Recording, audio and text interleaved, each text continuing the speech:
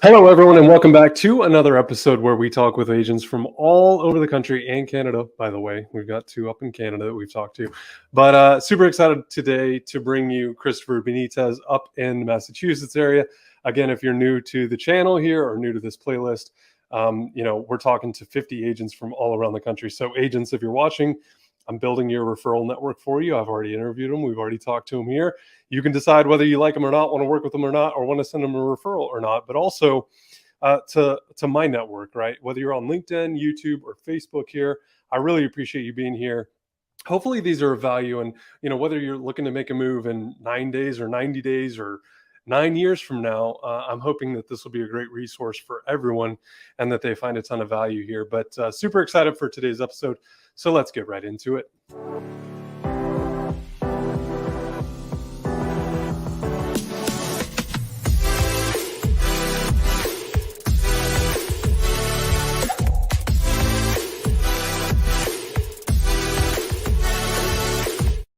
What is up, my man? How are you? Man, I am doing amazing. So happy that we were able to get this going. How are you, Matt? I'm doing really well, man. Thanks so much for doing this. I know it's a huge ask of your time to come and chat with me for a little while, but hopefully this will be fun and engaging and something that we can both look back on several years from now and go, remember when? Facts, definitely, man. I'm excited. I appreciate you doing this. So for those of the audience here that do not know you, that have no idea where you are, what you do, anything like that, I want to just educate everyone. Who are you? Where are you? What do you do? What makes you guys different? Like, why do people select you and your team? That's awesome. So yeah, my name's Christopher Benitez. I am here in Massachusetts. Now, geographically, I'm about 25 minutes south of Boston proper, downtown Boston. And what we call it is the South Shore. And so there's towns like Weymouth, Braintree, Quincy, Abington, all of these areas, Brockton, Plymouth, Pembroke. It's really expansive. And then, people head down to the Cape. And so what we do is, we've been serving in the real estate space here in this area for the last 5 years. My wife and I, Christina, and it's been absolutely amazing. I've learned so much. In this journey, in this process, I would say that the thing that has absolutely been a joy to serve clients in is how we connect and how we match them up with the right investment, right? It makes me so happy when I can speak to a client right now and we helped them 4 years ago and they're like, man, I'm sitting on so much equity. Thank you, thank you, thank you. And it has been one of those things where my wife and I, when we first got married 8 years ago, we were like, we need a property. So we started, investing, trying to figure out how to buy the right property. So we became a living testament of what we were ending up preaching to clients about, the right move. And we rehabbed some property and we were just like going through that journey. And it served for a greater purpose because it made us the type of agent where we can walk through a property, whether it's being sold or they want to purchase it, and really come from a place of education and asking the critical questions. I think that's a lost art in our business, asking the critical questions, in every situation. Are the tenants staying? Are they tenant at will? Is there a lease? How long is that lease? When was the roof done? I don't really know. Okay, cool. Let's check out the rafters. Is there a moldy smell in the basement? Right. I'm not a professional in those areas, but those things let me know how good or how bad we might be in a situation where, when we're presenting the property and when we're going out shopping with buyers. Yeah, I love that. Well, and anytime you come from that place of education, it just warms my heart because I feel like, we've talked a lot about this in the past in Clubhouse and on Instagram and, a lot of different places where, the consumer has changed, right? Like over the last 5 years, the consumer mindset has really changed, and that obviously we're in a super hot market right now. So I think a lot of people think that it's just easier to navigate the real estate transaction. That's actually couldn't be further from the truth right now, more than ever. They need more education than ever. Now, granted, they've got a ton of information at their fingertips and at their disposal, but as you mentioned, coming from that place of of education, I think is really important. And furthermore, your point, I'm definitely not an inspector. I'm definitely not a mortgage guy. I'm definitely not an insurance guy. But we got people for all of that stuff. And I think that, you mentioning that's really, really important, because I think a lot of new agents also think they have to be everything to everyone. And that is so far from the truth. So I appreciate you starting there. And Atlanta is a lot like Boston. All right. If I say Sandy Springs, people are like, oh, okay, Atlanta. Well, kind of. there's a lot more to Boston than just one city or suburb that's there. But and even Boston proper is kind of complicated, because you have like Dorchester, Mattapan, Roxbury, Jamaica Plain. You have all these like the North End, South. All of it is Boston. If someone said like, where do they live? Boston, and they wouldn't be lying, right? But it's a different variation and experience of Boston. Yeah, man. So the Boston that gets mentioned the most is like the Boston accent version of Boston, right? Or the championships, because that's all we do out here, win. It's just what we do. But it's so like embedded in this beautiful fabric with a bunch of culture and like subsets, and it's beautiful. I love Boston from an educational standpoint. They do amazing with education and hospitals, and it is great. But that melting pot, you really get to feel it, and it just, I love it because it really expands out. Those 20 minutes, 25 minutes, you still feel that same like vibrancy of people connecting, collaborating. There's so many beautiful neighborhoods with older style homes, built in the 1800s, early 1900s. These beautiful Victorian style homes, waters by the coast, I'm sorry, houses by the coast. The water is the coast, but houses by the coast. And it's just beautiful. It's one of those things where you truly appreciate the rich history once you're here, and also the progression of certain areas as well. Well, as long as we're on the subject of history, I'd love to hear a little more about y'all's business. Certainly, in the last 2 years, I'm sure this would probably resonate with you. But talk to us a little bit about the areas, how they've changed. Where are you guys seeing a ton of people move from? Because again, we've got other agents watching this. We've got people in my network that are watching this, and you know how social media works. You just never know who might be, watching, and Boston might be at the top of the list, or even Massachusetts just in general. So talk to us a little bit about the areas, not just that you guys serve, but, growing up and the people that are moving there to raise a family or because of a job relocation. Just talk to us all things Boston real quick. Absolutely. So what I could tell you is the last 2 years, the journey's been interesting, right? I went from just co-owner of brokerage. So I went into a model of playing more support of, other agents, and kind of like finding that joy in that. But with that said, what I will tell you is, from the North Shore, as north as you can go, on the East Coast of Massachusetts. So you're talking about cities like Lawrence, Haverhill, northern, they almost touch New Hampshire, all the way down to like Fall River, New Bedford. They almost touched, areas like Rhode Island. And so the beauty is, you can get to New Hampshire from Boston. You can get to New Hampshire in 40 minutes, and you can get to Rhode Island from Boston in about an hour and change. So that trip is very quick for you to enter those two states. And it's incredible. But what I will say is that what we're seeing, and what we have seen in the last 2 years, is people want, if anything, the pandemic has created the desire for people to want a yard. They want some type of compound, if you will, not a big yard, but just an area that they can call their own, because city life is, it's congestion. It's accessible. But I think that Massachusetts has done a great job at creating accessibility in areas where, before they weren't, there wasn't a train, there wasn't, so you have an amazing commuter rail system, a train rail system that, it's just, it runs awesome. And yes, like all systems that you want to work, there are issues with the train, right? It happens.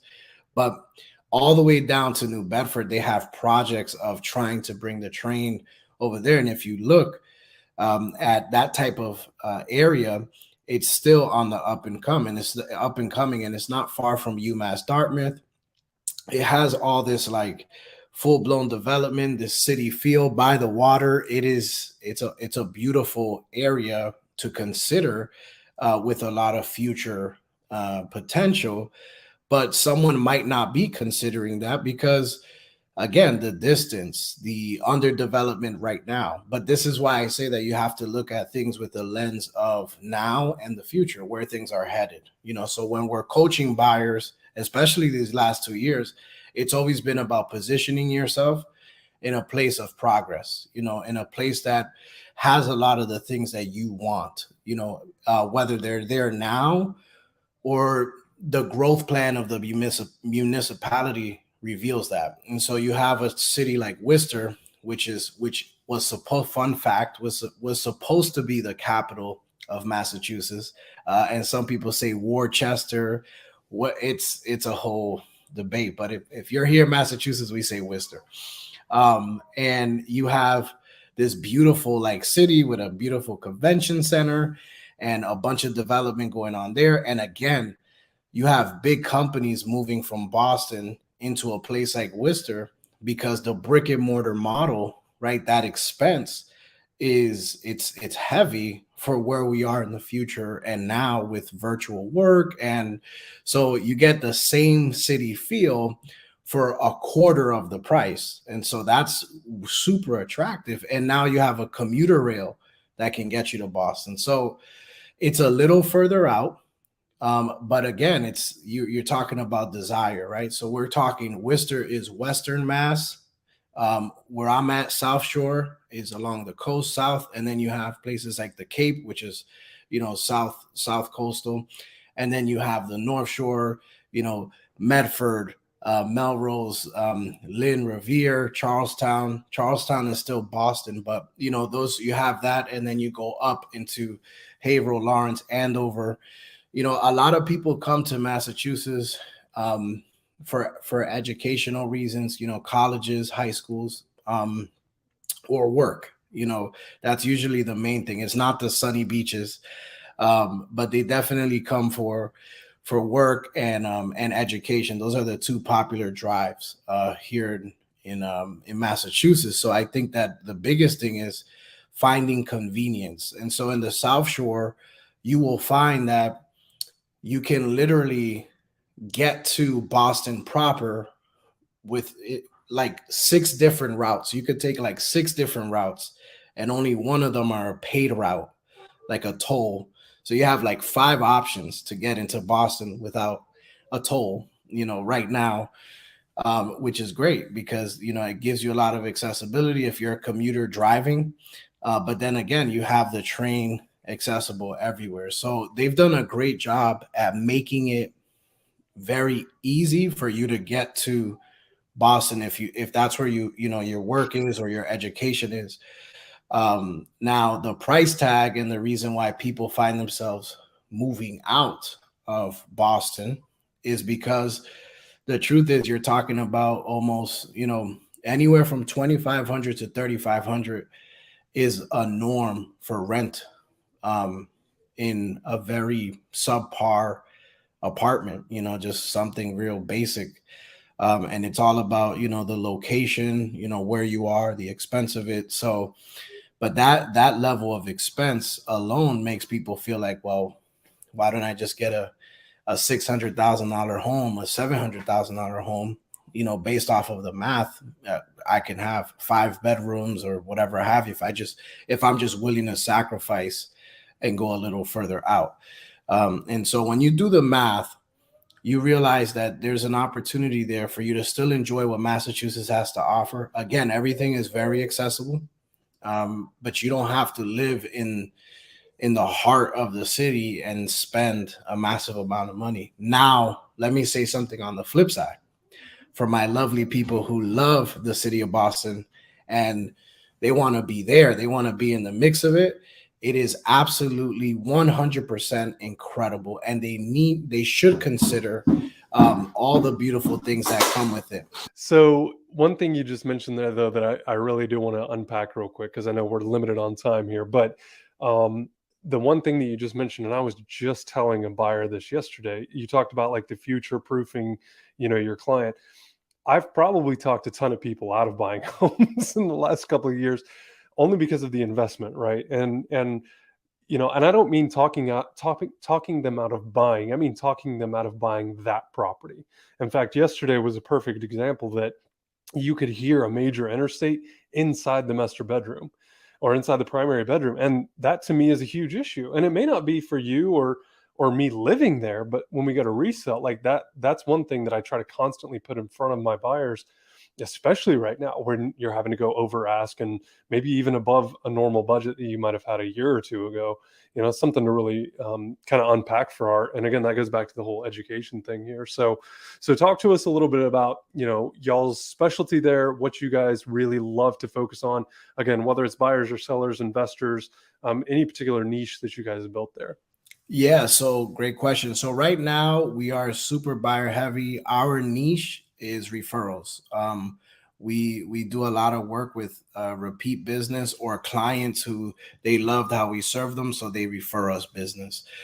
Literally, that has been the absolute bulk of our business. It has been people that know, like, and trust us through genuine connection. So it's what has sustained us. It's what has allowed us to believe in this business.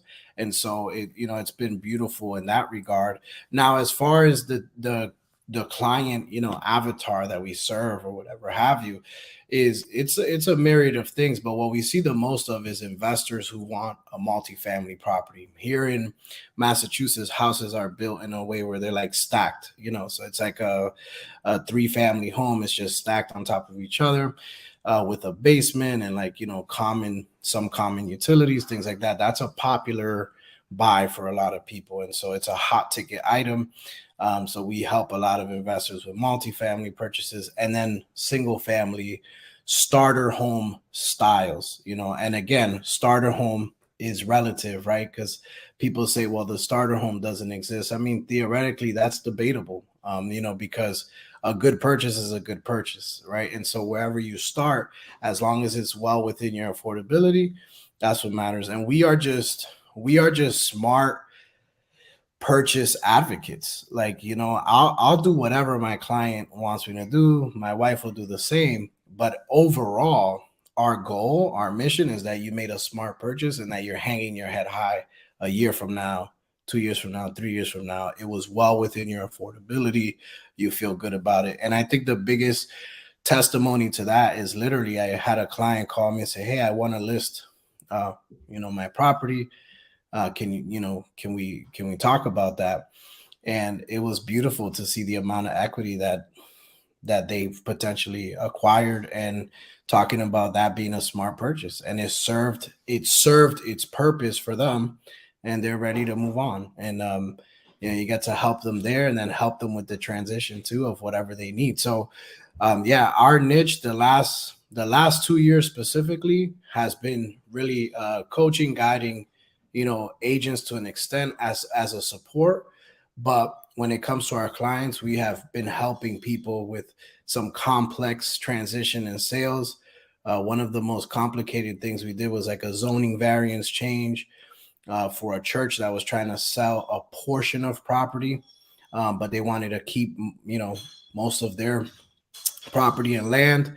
So we had that conversation. We were able to help them, and it was absolutely incredible because it was a battle with the zoning hearings and all of that, but we were able to get it done. And so we're willing to do it all. Matt is the bulk of the answer here. We're willing to do it all, but what we have right now is plenty of buyers, lower inventory. But we do know that there's an opportunity for everyone who's looking, because at the end of the day, this business is about, matching a client to a need and showing up big for them at the offer table, showing up big for them in negotiation.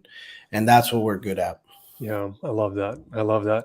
Well, the last thing I want to touch on before we put your your email, your phone number, all that type of stuff in here, so people, because what a lot of people will do is they'll scroll to the very end of this and then go, okay, I gotta get a hold of Chris. How do I get a hold of him? Right? I gotta get Christopher's number. Because again, the way we're building this out, we wanted to make it very, very focused on you can have your whole buyer or seller consult here, but also there's a call to action at the very end, right?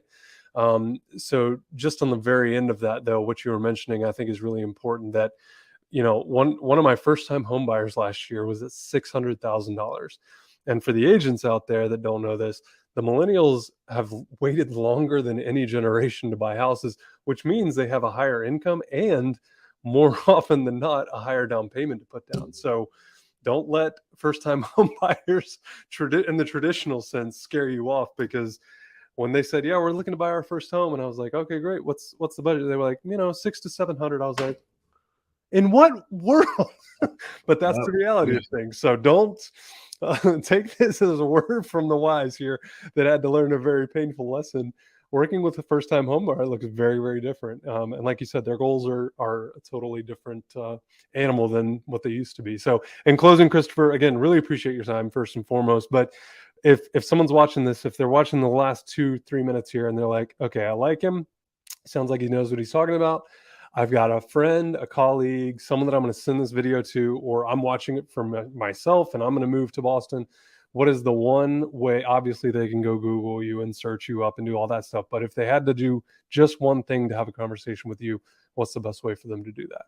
Yeah, I would say the best way to get a hold of me is my cell phone, 978-590-1777. You can text me, you can call me, leave a voicemail. And I'm happy to chat. I'm happy to chat. There's no obligation here, but most importantly, it's about making sure that we can serve people at the highest level. That's what we're committed to. We have amazing brokerage partners, mortgage people, attorneys here. It's awesome. It is awesome when we can get around our clients and help them. So it would be an absolute pleasure to serve anyone that's interested in doing business, for sure. I love it, my man. Well, thank you again so much. I know you got to run, but I appreciate your time. Hope you have a great weekend, and we will talk to you all soon.